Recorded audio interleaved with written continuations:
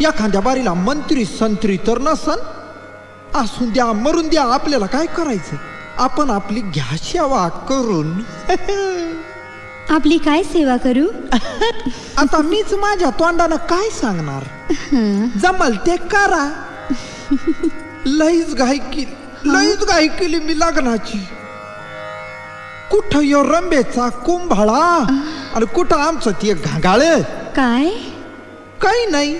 आज्ञा करावी. असलं काही करीत नाही मी. तुझं लगीन झालंय का? नाही, आमच्याकडे लग्न करतच नाहीत. हा? अरे यांच्याकडं काय आजार आहे यो. ते बुवा तसलाच, ते देव तसलेच. आणि आता हिचं बी लगीन झालं नाही. पण मला काही प्रॉब्लेम नाही.